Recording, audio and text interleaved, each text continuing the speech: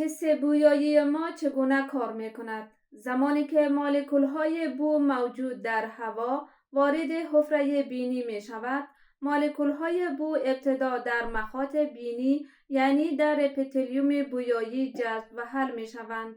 در اپیتلیوم بویایی عصب حسی بویایی و گیرنده‌های بو وجود دارند. هر عصب بویایی دارای اکسون و دندروید است. دندرویدها به موژک‌ها در داخل مخاط ختم می شود. مولکول‌های بو توسط موژک‌ها اخذ و توسط دندرویدها به گیرنده‌های بویایی خاص خود متصل می شوند.